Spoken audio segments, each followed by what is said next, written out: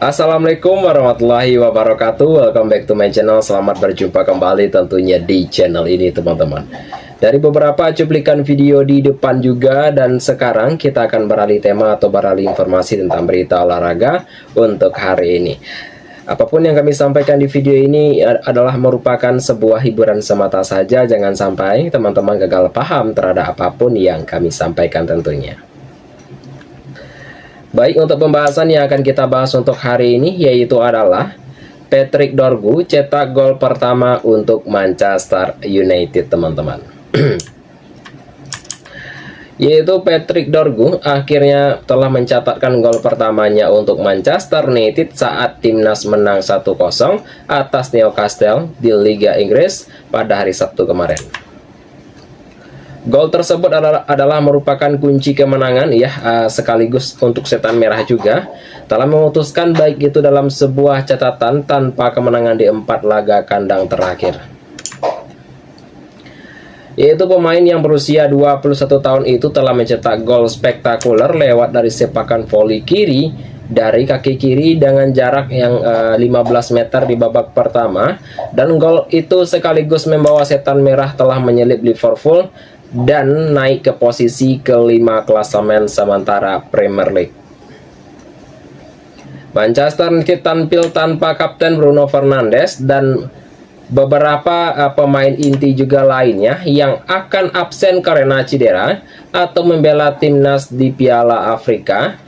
Meski dengan demikian, tim asuhan Ruben Amorim telah menunjukkan pemain solid dengan formasi back four tentunya yang tidak biasa tentunya ya. Dan untuk Dorgu sendiri tentunya yaitu adalah menjadi sorotan ya teman-temanku semuanya, yaitu pada babak pertama yang telah menandai gol pertamanya setelah penampilan ke-38 bersama tim merah tentunya, teman-teman. Dan untuk penampilan yang impresif ya tentunya pemain muda ini yaitu telah membawa semangat baru bagi Manchester United di akhir tahun ini. Gol perdana yang membanggakan. Baik itu dari Dorgu sendiri itu tampil percaya diri semenjak menit awal meskipun bermain dalam posisi baru, yaitu pemain muda ini yaitu telah memanfaatkan sebuah instruksi pelatih untuk meningkatkan sebuah kepercayaan diri tentunya dan memaksimalkan peluang yang ada. Yaitu latihan yang rutin terbukti Dorgu tampil efektif dan telah dalam pertandingan tersebut, dan gol yang telah dicetakkan memberikan motivasi tambahan bagi pemain muda untuk terus berkembang di level tertinggi tentunya. Dan untuk gol itu cukup bagus dan saya tidak tahu bisa melakukan itu, tapi saya sangat senang bisa mencetak gol pertama di stadion itu tersebut, sangat luar biasa. Ungkap dari Patrick Dorgu kepada informasi berita olahraga tentunya. Dan saya telah mengikuti apa yang dikatakan Ruben Amorim dan untuk melatih sebuah kepercayaan diri yang lain-lainnya juga. Dan saya rasa untuk hari ini saya bermain dengan baik dan saya melihat bola dan saya langsung menendangnya tanbahnya tentunya. Jangan lupa untuk saksikan pertandingan yang berikutnya. Manchester United akan bertemu Wolves yaitu pada tanggal 31 Desember 2025 yaitu jam 3 malam lewat 15 menit waktu Indonesia Barat, terutama di Indonesia tentunya.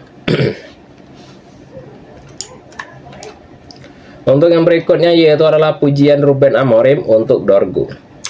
Yaitu pelatih Ruben Amorim yaitu telah memberikan sebuah apresiasi khusus atas performa Dorgu di liga ini dan juga menilai Dorgu mampu bermain dengan risiko yang lebih tinggi karena posisi yang berbeda dari yang biasanya, sehingga telah menunjukkan sebuah karakteristik bermain berani tentunya.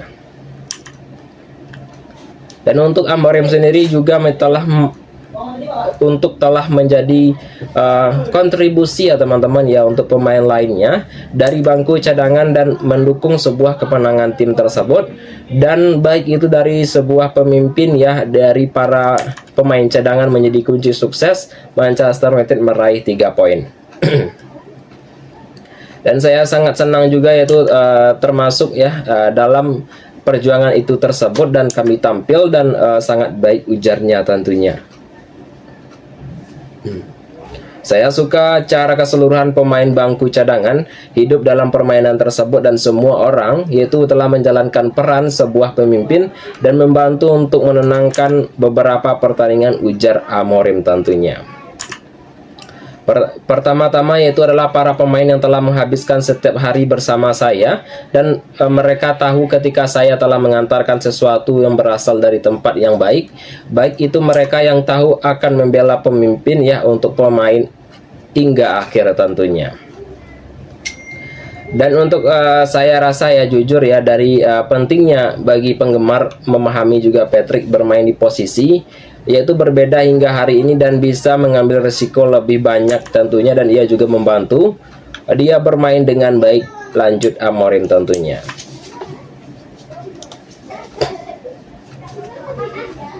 Untuk yang berikutnya kita akan masuk ke dalam segmen kedua ya, atau segmen pertengahan video kita untuk hari ini dengan pembahasan yang tak kalah menarik. Jangan lupa teman-teman silahkan tinggalkan jejak dengan cara berkomentar di video ini jika pembahasan ini menarik teman-teman. Yaitu dengan pembahasan yang akan kita bahas yaitu adalah Real Madrid tidak akan tambah gelandang baru di Januari ini. Yaitu Real Madrid memasuki bursa transfer Januari 2026 dengan sebuah keputusan tegas untuk tidak mendatangkan gelandang baru, dan klub telah menilai bahwa kualitas ini tengah saat ini sudah mencakupi sebuah kebutuhan dari Xabi Alonso dari informasi berita olahraga lainnya. Baik itu dalam sebuah keputusan ini juga yaitu menjelang jeda transfer yang hanya tinggal beberapa hari. Satu-satunya beberapa pergerakan yang terjadi adalah peminjaman dari Endrick ya ke Olympique Lyon, dan Los Blancos juga telah memastikan tidak akan ada transaksi lainnya yang dilakukan pada musim dingin ini tentunya. Fokus utama tetap pada untuk pengembangan pemain yang ada serta memanfaatkan serta memaksimalkan potensi skuad senior dan juniornya. Dan Alonso juga tidak akan mengajukan permintaan tambahan gelandang baru, dan klub percaya tentunya yaitu yang cukup untuk mengisi lini tengah teman-teman. Untuk yang berikutnya yaitu adalah kedalaman dari midfield Real Madrid tentunya. Untuk Real Madrid sendiri yaitu memiliki beberapa opsi kekuatan di lini tengah, yaitu adalah Valverde dan Bellingham mampu mengatur tempo serta memberikan kreativitas serangan, dan juga bisa memberikan sebuah keseimbangan antara pertahanan dan menyerang. Kedua pemain itu juga dapat beradaptasi dengan formasi yang berbeda sesuai dengan kebutuhan tim. Baik itu dari Dani Ceballos dan Arda Güler telah dimainkan di posisi sentral pada musim ini. Baik itu dalam sebuah kehadiran mereka juga menambah fleksibilitas dan opsi rotasi bagi Alonso untuk menghadapi jadwal padat di Liga dan Liga Champions tentunya. Dan untuk pertandingan yang berikutnya Real Madrid akan bertemu Real Betis yaitu pada tanggal 4 Januari 2026 jam 22:15 waktu Indonesia Barat, terutama di Indonesia teman-temanku semuanya. Peran talenta muda tentunya, yaitu selain skuad senior ya, untuk Real Madrid ya juga menaruh perhatian yaitu pada pemain muda akademi ya, tentunya telah mencatatkan debut pertama mereka pada bulan ini. Yaitu pemain muda ini juga memberikan opsi tambahan bagi Alonso dan menambah kedalaman skuad tentunya. Dan klub percaya kombinasi pemain senior dan junior mampu untuk menjaga performa tim sepanjang permainan atau sepanjang musim ini. Yaitu untuk yang pengguna talenta muda, itu juga telah menandakan sebuah keberhasilan ya teman-teman ya untuk Real Madrid dalam memaksimalkan akademi, dan hal ini juga yaitu klub lebih cepat percaya diri untuk menghadapi sisa musim tanpa tambahan gelandang baru tentunya. Fokus pada musim depan, yaitu Real Madrid telah menegaskan juga yaitu tidak akan mendatangkan gelandang baru hingga jeda transfer musim panas tentunya. Baik itu dalam sebuah keputusan ini juga berlaku jika untuk posisi lain, kecuali ada kondisi darurat yang tidak terduga tentunya. Dan untuk Los Blancos juga memilih untuk menunggu sebuah kesempatan strategi di bursa transfer atau musim panas. Semua negosiasi serius akan dilakukan pada jeda transfer yang berikutnya. Alonso akan terus untuk mengoptimalkan skuad yang ada untuk meraih target juara La Liga dan Liga Champions. Fokus untuk tim tetap pada performa di lapangan tanpa untuk mengganggu transfer di Januari tentunya.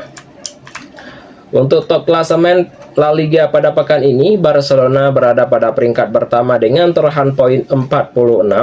Peringkat kedua yaitu adalah Real Madrid dengan torehan poin 42. Peringkat ketiga yaitu adalah Atletico Madrid dengan torehan poin 37. Untuk yang berikutnya kita akan masuk ke dalam pembahasan akhir video kita untuk hari ini ya teman-teman, yaitu dengan pembahasan yang tak kalah menarik tentunya, yang bersifat sebuah hiburan semata tentunya. Yaitu dengan pembahasan adalah Real Madrid siap lepas gelandang demi ruang untuk mantan wonderkid ya. Siapakah dia? Akan kita bahas. Untuk Real Madrid mulai menyusun rencana musim depan tentunya ya teman-temanku semuanya ya. Yaitu meskipun dalam sebuah kompetensi ya teman-teman ya, untuk masih berada di titik di tengah ya. Untuk klub ibu kota Spanyol itu bergerak lebih awal untuk memastikan sebuah komposisi skuad tetap kompetitif ya. Langkah ini yaitu dapat kuat untuk mengarahkan pada kepulangan dari Nico Pars dan Como tentunya. Dan Real Madrid sendiri dikabarkan akan mengaktifkan klausul pembelian kembali dengan kontrak gelandang Argentina tersebut tentunya. Dan untuk keduanya ya, yaitu adalah Pars, yaitu bukan sekedar mengisi kedalaman skuad, baik itu yang telah diproyeksikan menjadi bagian penting tim utama untuk tampil konsisten dan efektif di Serie A bersama tim asuhan tersebut tentunya. Yaitu kedatangan Pras yang berpotensi mengubah peta persaingan di lini tengah, akan tetapi untuk skuadnya juga membuka pintu keluar bagi pemain yang perannya semakin terbatas. Untuk yang berikutnya yaitu adalah Nico Pars dan dampak teknis di lini tengah Real Madrid. Yaitu Pars sendiri telah menunjukkan sebuah kematangan permainan yang telah melampaui usia selama membela Como, dan untuk kontribusinya yang telah dalam membangun serangan dan menjaga tempo membuatnya dinilai siap naik level tentunya. Dan untuk staff teknis yaitu telah menilai profit dari Pars cocok dengan kebutuhan tim musim depan tentunya. Yaitu namun ya sebuah integrasi yang menuntut ruang bermain yang realistis agar berkembang untuk sang pemain tetap terjaga tentunya. Dan untuk kondisi itu juga telah mendorong untuk manajemen yang melakukan penyesuaian, yaitu menjadi salah satu opsi yang penguat adalah melepaskan gelandang yang tak ada lagi masuk prioritas rotasi tentunya. Keputusan tersebut dinilai logis dalam konteks ya, tentunya adalah sebuah keseimbangan skuad. Namun langkah ini tetap ya memerlukan waktu yang tepat agar tidak terganggu sebuah kestabilan tim tentunya. Dani Ceballos jadi kandidat yang akan dilepas Real Madrid.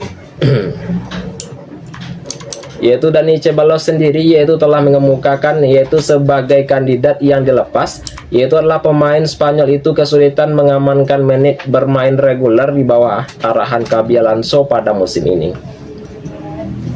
Yaitu posisinya tersebut yaitu gelandang yang tertinggal dari rekan lainnya, namun untuk pengalaman dan usianya lebih produktif membuatnya tetap menarik di bursa transfer tentunya. Dan kontrak dari Ceballos masih berlaku hingga 2027, akan tetapi situasi tersebut justru membuka peluang transaksi pada jendela musim panas mendatang.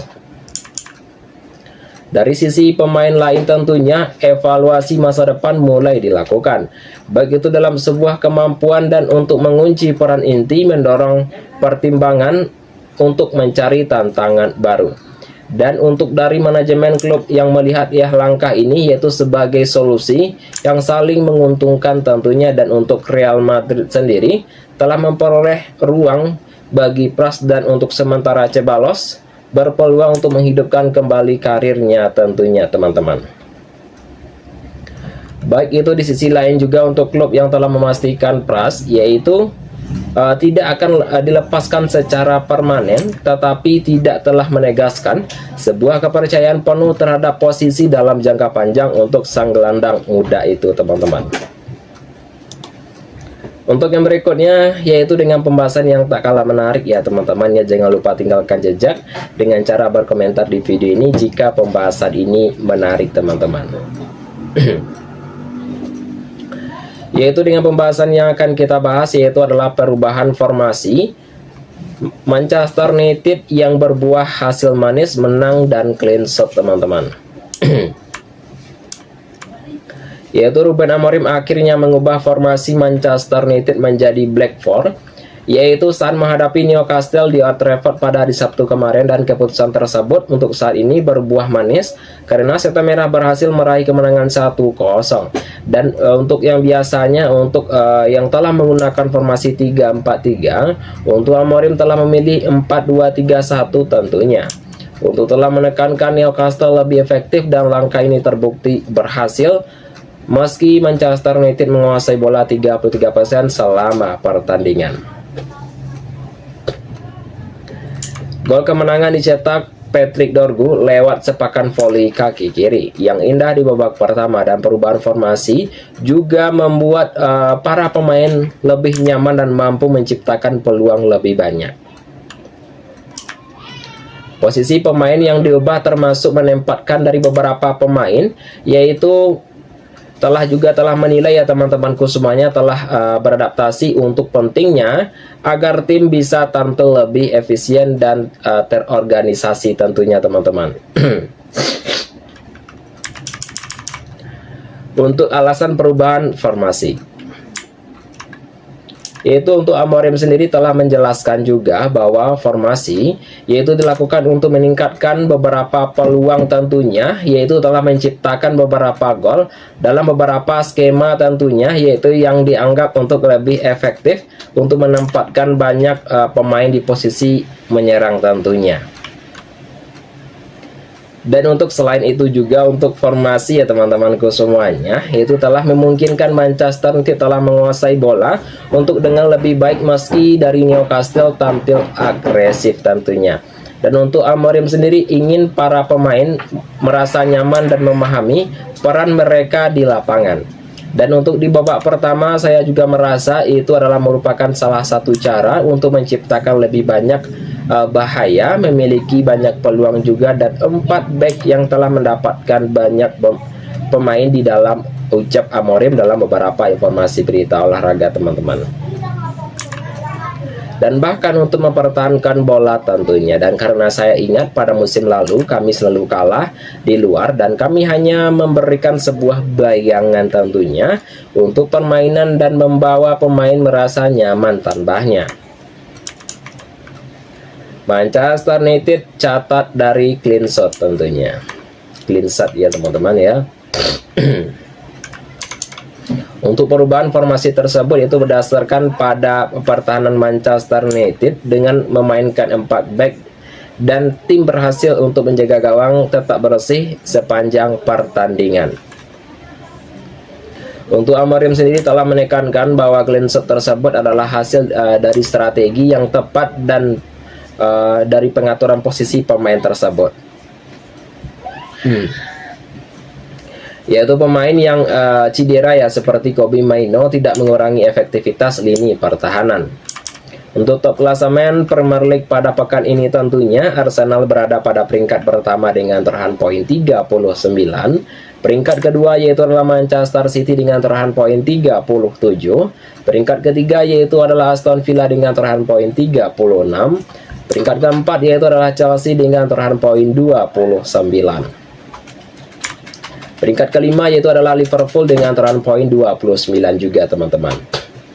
Itu teman-temanku semuanya adalah beberapa informasi berita olahraga yang dapat kami sampaikan untuk hari ini. Apapun yang kami sampaikan di video ini adalah merupakan sebuah hiburan semata saja tentunya. Jangan sampai teman-teman semuanya gagal paham terhadap apapun yang kami sampaikan. Anggaplah sebagai sebuah hiburan semata saja. Jika ada saya salah kata nantinya, saya mohon maaf saja. Saya akhiri dengan mengucapkan Assalamualaikum warahmatullahi wabarakatuh.